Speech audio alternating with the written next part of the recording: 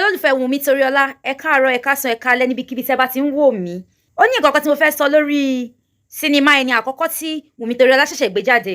Ìyẹn nípa bí ó ṣe parí sinimá yìí. Lótìtọ́ láti ìbẹ̀rẹ̀ sinimá yẹn gbogbo wa la nífẹ̀ẹ́ sí bí gbogbo eré náà ṣe ń lọ létòlétò, ṣùgbọ́n ìgbà tó débi ìparí wọ́n wá fi wálẹ̀ láti máa ronú ohun tó ṣẹlẹ̀ sí Ayọ̀mídé lẹ́yìn gbogbo ẹ̀.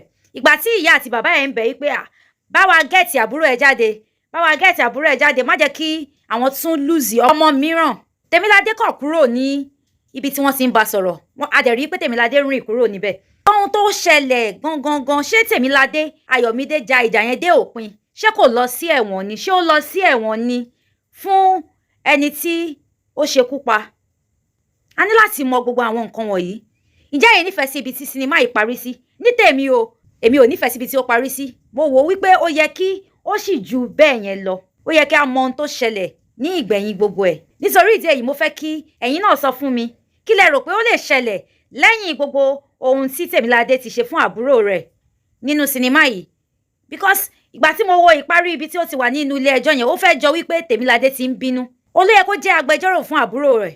Ṣùgbọ́n mo rí pé òun gan tún ti ń béèrè àwọn ìbéèrè tó lè jẹ́ kí adájọ́ tún sọ ọmọ yẹn sínú ẹ̀wọ̀n. Ẹ̀wọ̀n gbére ni mo. So mo fẹ́ mọ̀ ní comment section, lọ sí comment section mi kẹ́ lọ kọ síbẹ̀ ohun tí ẹ rò pé ó yẹ kí Wunmi Toriola ṣe ní ìgbẹ̀yìn sinimá yìí. Ṣé kó jà fún àbúrò rẹ̀ ni tàbí kó má jà?